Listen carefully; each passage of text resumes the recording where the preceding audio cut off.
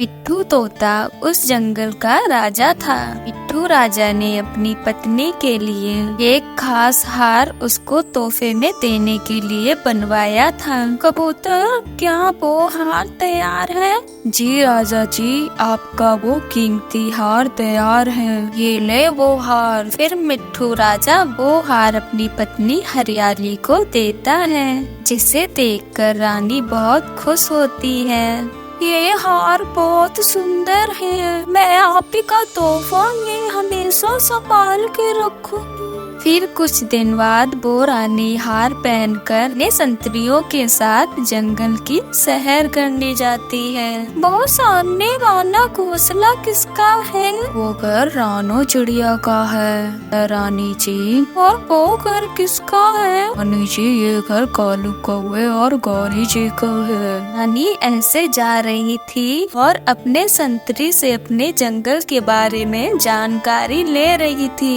रानी के हार की डोरी ढीली हो जाती है। रानी और किसी भी संतरी को पता ही नहीं चलता कि कब रानी का वो कीमती हार गिर जाता है। वो सब आगे गुजर जाते हैं। थोड़ी ही दूर एक पेड़ की डाल पर बैठी गौरी को भी देख लेती है और गौरी को भी जल्दी से जाकर वो हार उठा लेती है। वो इधर उधर देखती है और वहाँ से भाग जाती है। रानी जब शाही महल पहुँचती है तब उसे पता चलता है कि उसका हार गिर गया है। तेरी मेरा हार कहीं खो गया है। रानी जी, वो हार खास राजा जी ने आपके लिए बनवाया था। वो हार बहुत कीमती है। उधर चाचा, आप पूरे जंगल में ऐलान करवा दे, जिसे भी वो हार मिले वो शाही महल पहुँचा दे और उसे बड़ा इनाम दिया जाएगा। कालू, मेरी तो किस्मत जाग गई। रानी का हार मुझे मिला है। मेरी बचपन की इच्छा पूरी हो गई और सपनों में मैं ऐसा ही हार देखा करती थी, जैसा ऊपर वाले ने मुझे दे दिया। ये कोई आम हार नहीं है, ये रानी का हार है। संतरी इस हार को ढूंढ रहे होंगे। अच्छा ये है कि तुम इस हार को रानी को वापस कर दो।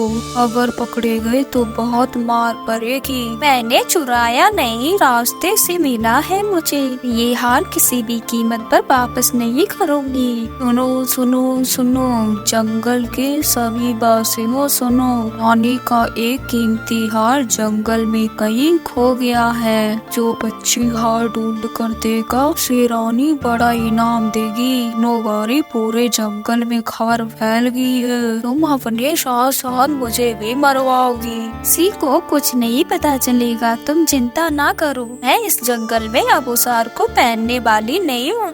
मैं रानी के पास जाकर चिड़िया का नाम लगा देती हूँ। ऐसे रानी चिड़िया के चक्कर में पड़ जाएगी और वो हार लेकर मैं अपने मैके चली जाऊंगी। फिर गौरी को भी ऐसा ही करती है। रानी, मैंने खुद देखा अपनी आँखों से उस चिड़िया को आपका हार उठाते हुए। वही चोर है, आपका हार उसी के पास है। क्या तुम विश्वास से कह रही हो ये बात? उसे बुलाकर 2 चार लगाए, उसे ही मान जाएगी। फिर कबूतर चाचा चिड़िया को बुला लाता है। चिड़िया, मेरा हार मुझे वापस कर दो, बदले में मैं तुम्हें बड़ा इनाम दूंगी। नहीं रानी जी, आपका हार मेरे पास नहीं है। मैंने तो आपका हार देखा भी नहीं है। छोटी, कितना झूठ बोलोगी तुम? मैंने खुद देखा तुम्हें ये रानी जी का हार उठाए हुए। ये झूठ है, ऐसा नहीं है। मैंने कोई हार नहीं चुराया। उधर चाचा, चिड़िया के घर की तलाशी लो।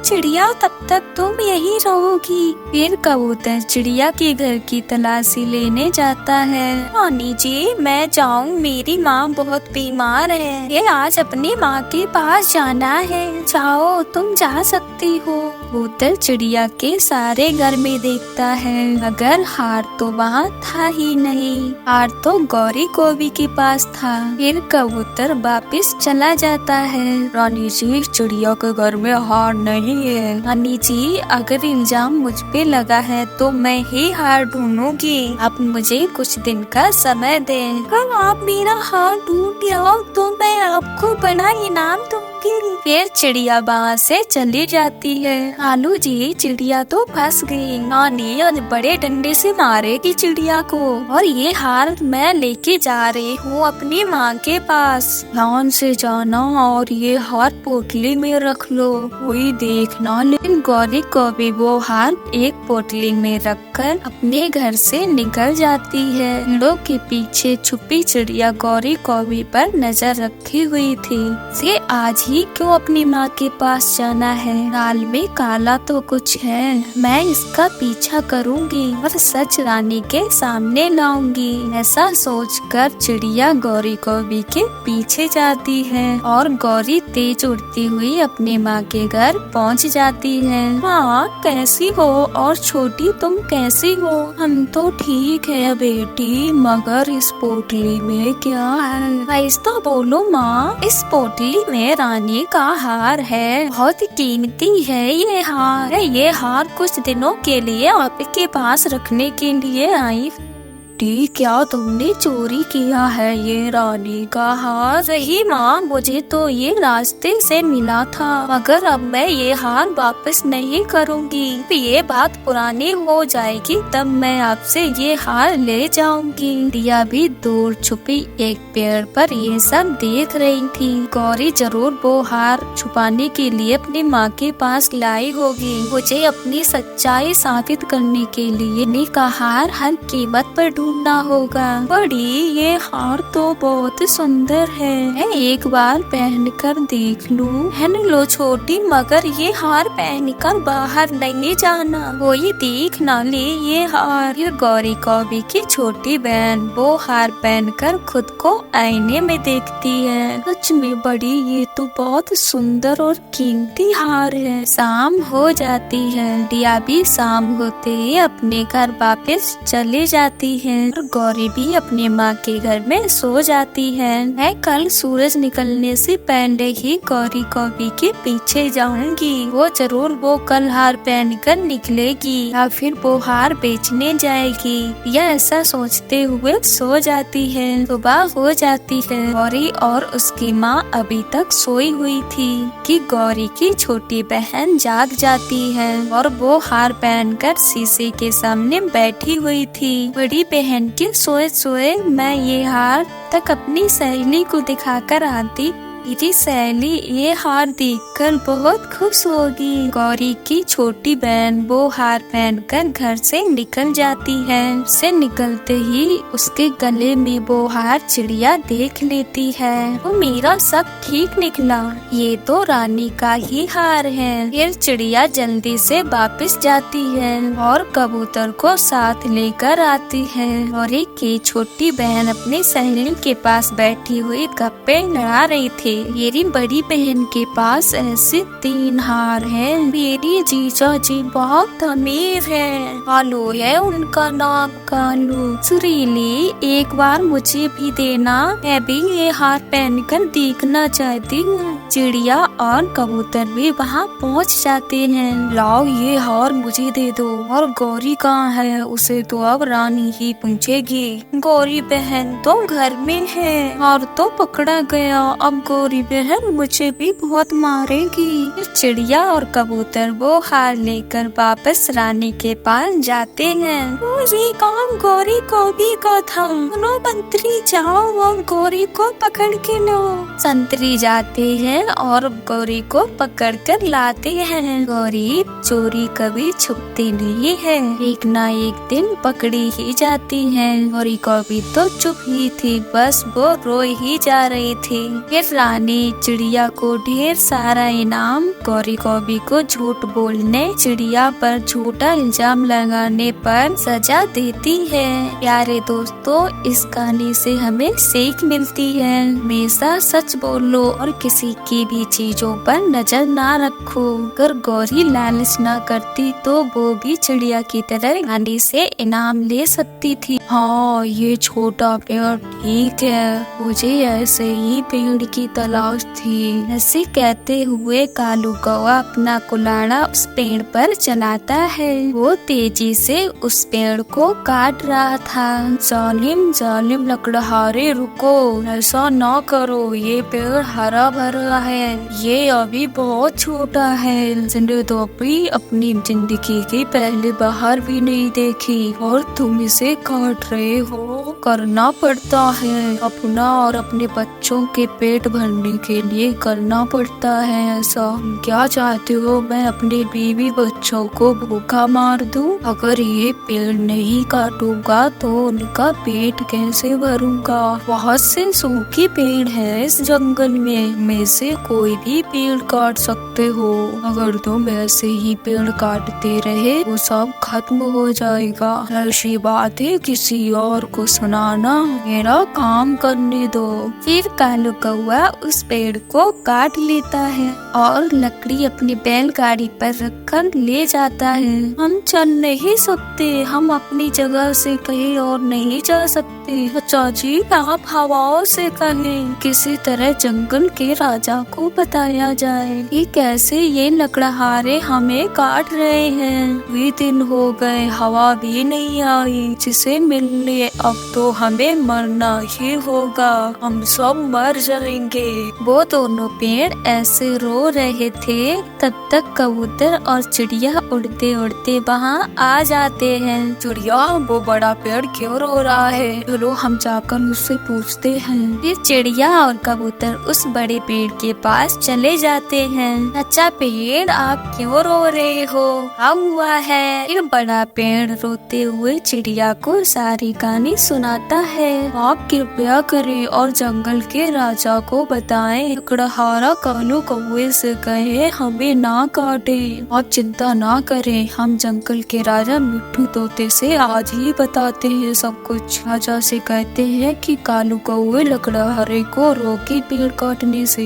फिर चिड़िया और कबूतर वहाँ से चले जाते हैं। राजा जी, चाचा पेड़ बहुत रो रहा था, ये हमें बताया है कि लकड़हारा हरे भरे पेड़ को काट रहा है। सब पेड़ बहुत परेशान है। राजा जी, आप लकड़हारे कौवे को रोके, वो ऐसा ना करे। चाचा पेड़ बता रहे थे कि लकड़हारा के पेड़ काटने की बजाय हरे पेड़ काट रहे थे। तेरी जाओ और कालू कौवे को मेरे पास बुला कर लाओ। चिड़िया और कबूतर, आपका बहुत बहुत धन्यवाद, वो आपने चाचा पेड़ का संदेश मेरे पास पहुंचाया। इसे तोते राजा का मंत्री कालू कौवे के घर जाता है। क्या कालू लकड़हारा तुम ही हो? हाँ, मैं ही लकड़हारा हूँ और मेरा नाम कालू कौवा है। आपको तोते राजा ने बुलाया है, अब मेरे साथ चले। कालू, राजा जी ने आपको क्यों बुलाया है? शायद कोई सलाह करनी होगी, मैं अभी तोते राजा की बात सुनकर आता।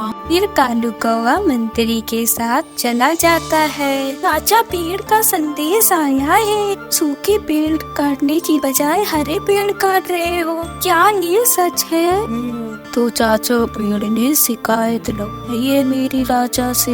नहीं नहीं राजा जी, मैं तो सूखे पेड़ ही काटता हूँ। क्या किसी ने देखा है मुझे हरा पेड़ काटते हुए? ही देखा तो नहीं है, पर मुझे पूरा विश्वास है राजा पेड़ झूठ नहीं बोल सकता। मैं समझ सकता हूँ कि तुम्हें अपना पेट पालने के लिए करना होता है और तुम एक लकड़हारे हो। अगर याद रखना, ये पेड़ हमें ताजा हवा देते हैं। अगर पेड़ ना हो तो बारिश ना हो, इसके बाद कोई हरा पेड़ नहीं काटोगे। हाँ, सूखा पेड़ तुम काट सकते हो, जैसे राजा जी का आदेश। फिर कालू कौवा वहाँ से चला जाता है। खाना दूं क्या? नहीं, मुझे भूख नहीं है। आप इतने गुस्से में हो कालू जी, ऐसा क्या कह दिया राजा ने? मेरे चाचा पेड़ ने मेरी राजा से शिकायत लगाई है कि मैं हरे पेड़ काटता हूँ।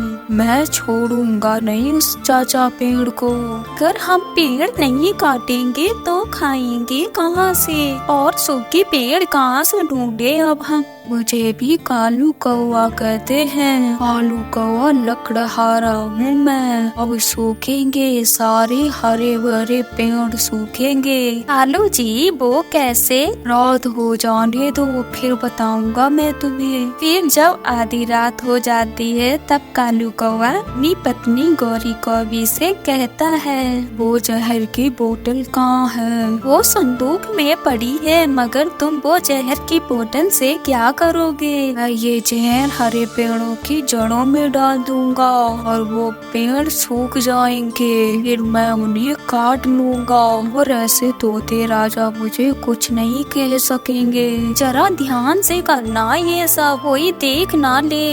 ऐसी रात में सब सो रहे हैं, राजा भी और राजा के संतरी भी, पक्षी और पेड़ भी। फिर कालू कौवा जहर की बोतल लिए घने जंगल में चला जाता है। तब पेड़ सो रहे थे। जब कालू कौवा जहर की बोतल से एक बूंद जहर पेड़ की जड़ों में डाल देता है, अब तो पहले से भी काम आसान हो गया। अब ये पेड़ सूखते जाएंगे और हम इन्हें काटते जाएंगे। हाँ हाँ हाँ, ऐसा कहते हुए कालू कौवा घर वापस चला जाता है। सुबह हो जाती है।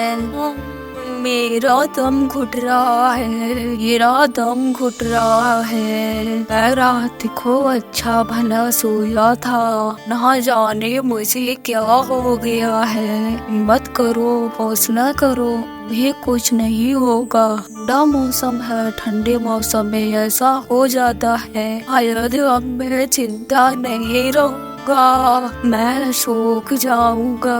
फिर कुछ देर बाद उस पेड़ के सारे पत्ते गिर जाते हैं और वो पेड़ सूख जाता है और कालू कौवा भी अपना कुल्हाड़ा लिए आ जाता है। क्या देख रहे हो चाचा? जाओ बता दो राजा जी को, मैं कोई हरा पेड़ नहीं बल्कि सूखा पेड़ काट रहा हूँ। ऐसा कहते हुए वो कालू कौवा वो पेड़ को काट लेता है। क्या था, कालू कौवा हर रात को रोज आता। अब सारे पेड़ और पक्षी सोए हुए थे। कालू कौवा पेड़ों की जड़ों में वो जहर डाल जाता। जब वो पेड़ सूख जाते तब उन्हें काट लेता। ऐसे देखते ही देखते जंगल खाली होने लगा था। तब एक रात कालू कौवा पेड़ की जड़ों में वो जहर डाल रहा था। तब राजा जी का संतरी उसे देख लेता है। चाची, मैं भी कहूँ ये पेड़ क्यों सूखते जा रहे हैं? वो लकड़हारा कालू कौवा जहर डालता है पेड़ों में। कालू कौवे को बुला लिया जाता है और उसे रस्सियों से बांध दिया जाता है। ये ऐसे समझने वाला नहीं है, इसे कैद में डाल दो।